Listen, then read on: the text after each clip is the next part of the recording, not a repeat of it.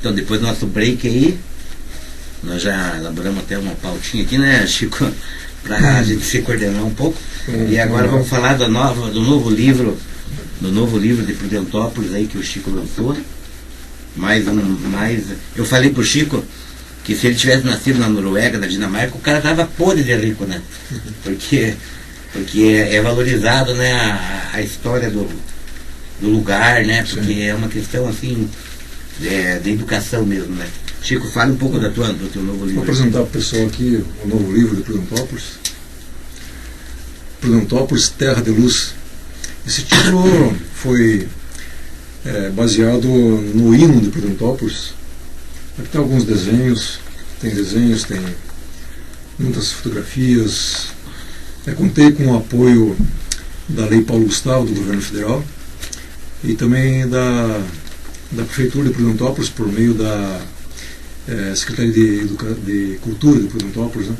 Então é um livro bastante ilustrado, tem muito da história de Prudentópolis, tem muito de natureza, de cachoeiras e cultura ucraniana, fala dos imigrantes, fala de muita maravilha cultural e natural de Prudentópolis, né? Um trabalho gráfico excelente, né? Esse livro ele é impresso em Curitiba e encadernado em São Paulo. Eu não consigo achar uma encadernadora no Paraná que tenha. Essa ilustração é tua? Esse desenho é todos meus, né? Ah, muito bom. Olha que beleza. Olha, o Chico também é. Eu corro atrás de patrocínio, fotografias. Eu contei com o apoio também do Cristiano Schwerex, nosso guia turístico de Prudentópolis. É uma pessoa genial, muito legal, muito bacana. Ele fez muitas fotos que tem nesse livro aí. E também contei com patrocinadores locais, né? O pessoal sempre me ajudou muito em todas as minhas publicações. O pessoal me ajudou desde o primeiro livro de contos. Quer citar todos ali, Chico? Oi? Quer citar todos ali que ajudaram ou você não? O pessoal, eu já divulguei bastante isso aí, né? Quem encontrar o livro vai encontrar aí os patrocinadores, né? Se for, eu não vou lembrar de todos eles, né? Esse que é o problema. Tem uma coisa engraçada que me lembrei agora, Chico, que eu pedi um cara fazer um prefácio para mim. Você prefaciou o meu último livro, que é o meu romance, né? O Escalafobético. O Escalafobético. Até o professorzinho ali um dia falou: mas está tudo errado isso aí, você quer vender esse livro e você faz um título desse, né? Daí você não vai vender nunca isso aí. É a mentalidade das pessoas do marketing, né? Mas justamente eu vou vender para as pessoas que conheçam a palavra escalafobético. Mas aí uma vez eu pedi para um amigo aí, não vou citar o nome, né? Um escritor bem gente boa, assim, conhecido, anarquista, inclusive, lá em Curitiba, para ele fazer um prefácio para mim. E aí ele fez o prefácio e falou um monte de coisa lá, puxou o saco, né? Porque eu no livro meu, eu coloco assim, puta, agora nem me lembro, o melhor de mim, apesar de mim mesmo, eu criei uma história lá de um cara que tinha uma indústria de prefácio, né? Que o cara geralmente, o cara não vai falar mal do escritor no prefácio, né? Então ele tem que receber uma graninha, né? Eu não te paguei nada, você fez de coração, mas é engraçado, sabe? Porque o cara escreveu lá e tal, e eu pedi direito de resposta, sabe? No próprio livro, sabe? E eu fiz tirando sarro, sabe? Eu acho que ele não gostou muito, não sei, sabe? Mas foi engraçado porque eu acho que é o primeiro livro, não esse último, mas o outro, que tem um direito de resposta no prefácio, que não é. Mas as pessoas são assim, né?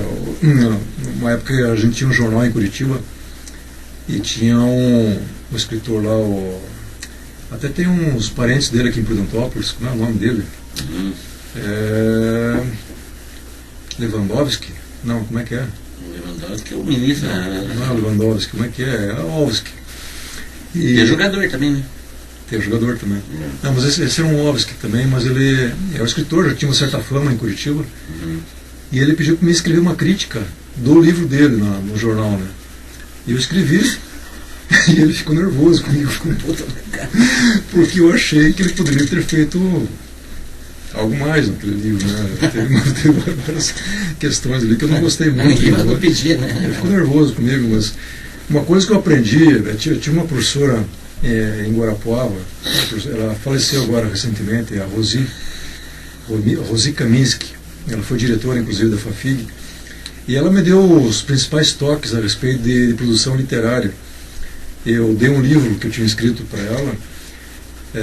ela ler, para ela fazer uma crítica, né? E ela me devolveu todo recortado, todo rabiscado e tal. E eu falei para ela, pô, você destruiu a minha obra. E ela falou, olha, você não escreveu um livro, você escreveu muitos livros num só. Então aqui dá para tirar conto, dá para tirar poesia, dá para tirar um romance aqui, mas você vai ter que trabalhar isso aqui. Você escreveu para você mesmo. Se você quer escrever para as pessoas, então você tem que escrever pensando nas pessoas, naquilo que você quer transmitir para as pessoas. Porque se você escrever para você, vai ser muito bonito para você ler, mas as pessoas não vão entender. Acho que agora eu me ferrei, porque eu acho que eu escrevi um pouco para mim mesmo. Então aí eu entendi esse lado e eu achei importante, porque realmente se você quer escrever para que as pessoas entendam, lógico, você pode usar toda a criatividade possível dentro daquilo que já se formou dentro da tua mente, da tua alma, né, digamos assim, do teu ser, que seria aquela coisa muito criativa que parte de você mesmo. Mas ao mesmo tempo você tem que pensar que isso está sendo transmitido para uma outra pessoa, então terá que ser de alguma forma compreensível para ela, mesmo que seja chocante, mesmo que seja terrível e que possa levar as pessoas talvez até a um estado anormal de percepção, ela pode até passar mal com o que você escreveu, mas de qualquer forma ela tem que ser comunicada, né? Se você não está comunicando alguma coisa, então não adiantou nada. Então de alguma maneira você tem que criar um texto que seja compreensível, né? Então muitas pessoas, até recentemente um amigo me passou um livro para me ler, eu confesso que eu li umas 10 páginas e não consegui levar adiante, por quê?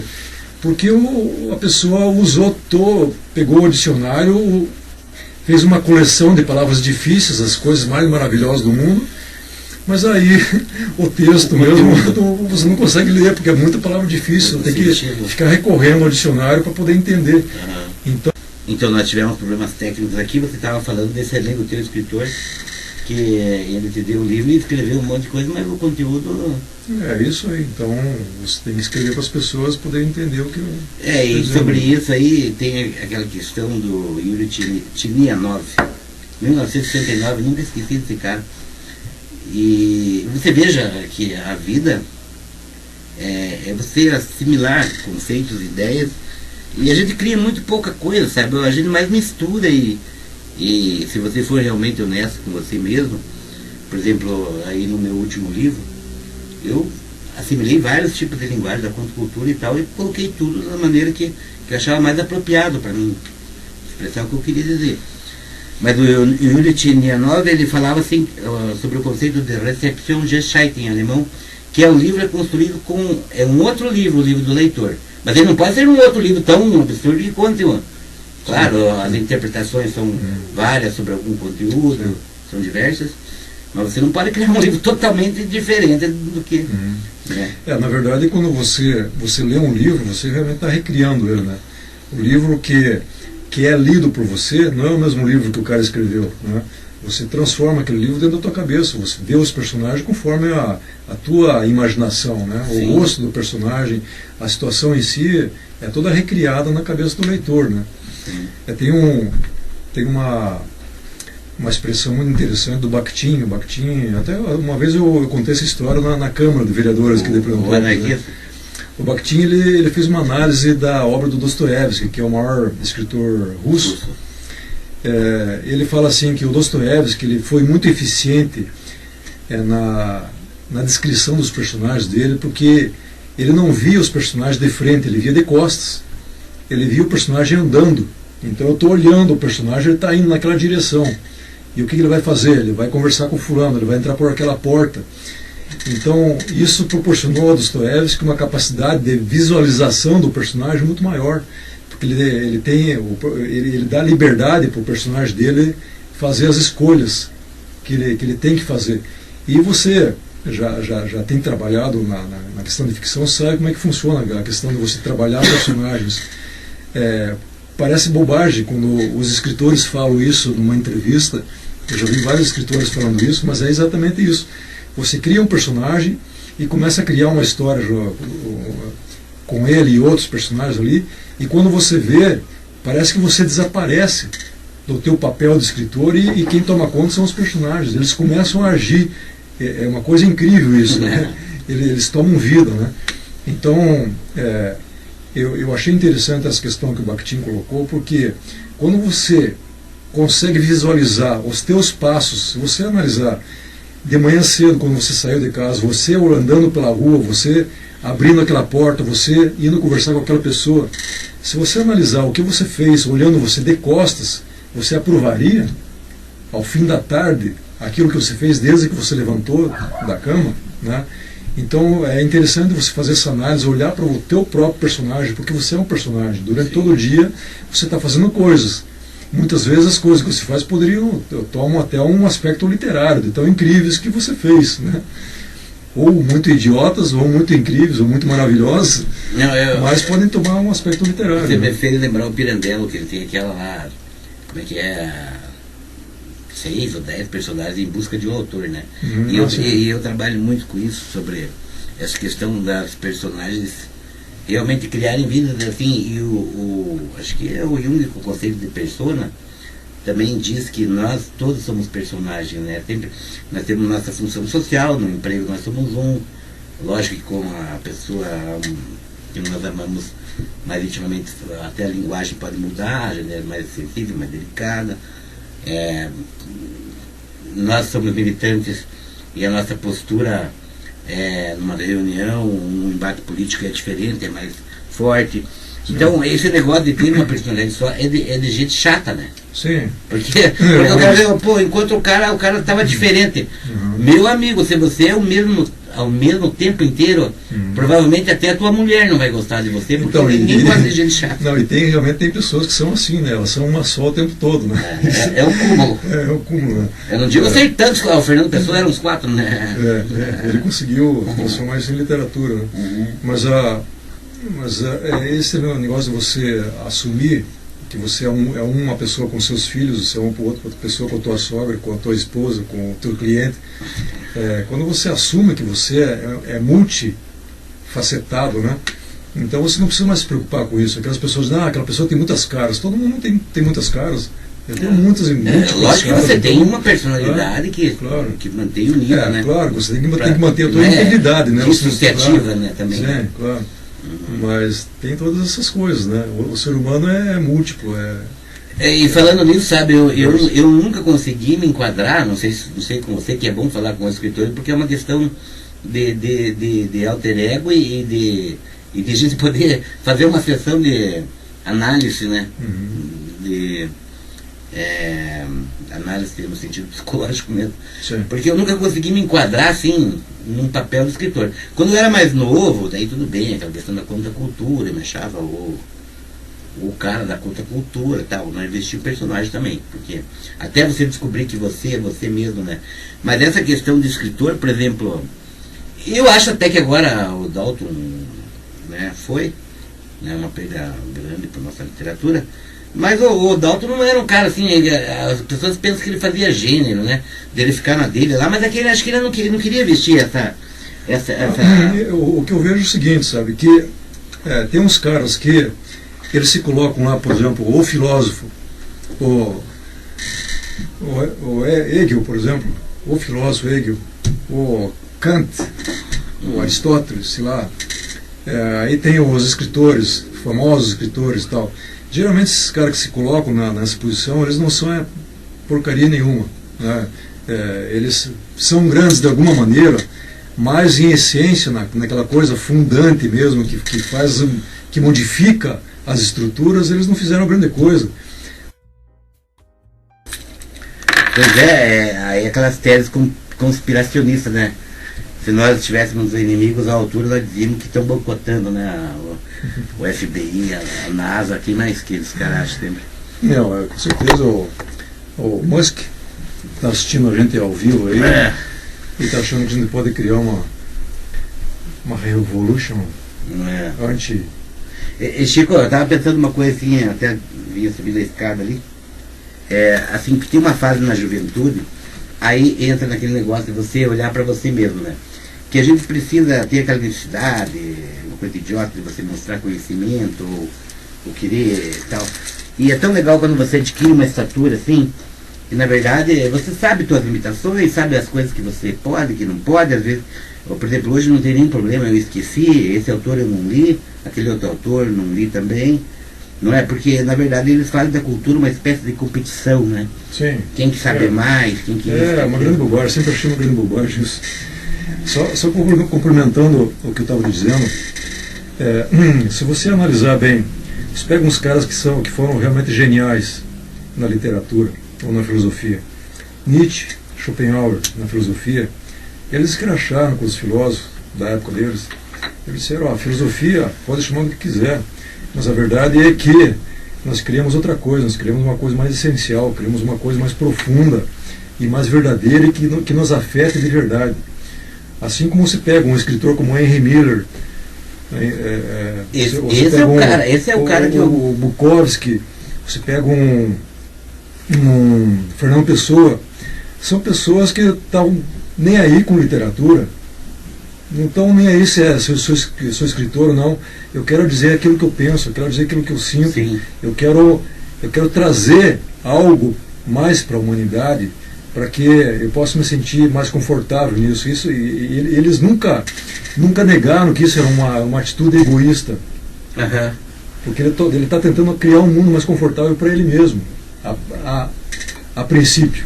Né? Se vai afetar alguém positivamente, beleza, maravilha. Mas a princípio eles querem algo bom para eles mesmos. E eles conseguiram muita coisa nesse sentido. É porque abriram mentes e continuam abrindo, porque essa literatura que eles fizeram é eterna, né? Sim. Se você pega o texto do Fernando Pessoa, por exemplo, ele é uma luz fulminante. Tem momentos de Fernando Pessoa que você vai para o céu, né? Você vai para o paraíso, você fica flutuando na maravilha que ele criou em poucos versos, né? Assim que você pega um parágrafo do Henry Miller. O Henry Miller foi considerado um pornógrafo pela sociedade norte-americana, proibiram os livros dele lá durante muitos anos. É que no Brasil foi proibido até os anos 70. E quando os brasileiros publicaram os livros do Henry Miller, não sei se isso acontecia nos outros países ou não, mas aqui no Brasil publicavam o livro do Henry Miller com mulher pelada na capa, como se o cara fosse simplesmente um pornógrafo. Ele falou da vida sexual dele com toda a liberdade, porque ele chegou ao ponto que ele viu que ele não precisava ficar negando isso, né? Mas a literatura dele é muito mais filosofia do que muito filósofo que você vê por aí. Inclusive, o meu principal influenciador da coisa da cultura foi o Emílio. Ele tem uma frase assim que ele disse que as crianças quando são crianças, as crianças são átomos, pequenos átomos, assim, com uma consciência, com uma identidade indestrutível. Deixei escapar na sequência do diálogo lá atrás nosso, que falando assim, que a gente cria a obra com a nossa imaginação. Pois eu lembro sempre disso com relação aos gibis, né? Tio Patinhas e tal. Cara, quando eu li os gibis, as personagens, e eu sou capaz de lembrar disso, porque eu tenho essa capacidade eu volto. É incrível assim como eu volto, sabe? Eu lembro de coisas com 4, 5 anos, isso me ajudou muito, sabe? E as personagens tinham a minha voz, que eu criava para elas. E quando eu vi pela primeira vez na TV essas personagens, foi um desastre, assim, sabe? Porque elas não tinham nada a ver comigo, sabe? Então, nada substitui a imaginação, né, Chico? Então, a literatura ela tem essa capacidade de fragmentar muitas coisas que eram, digamos, eram pedra.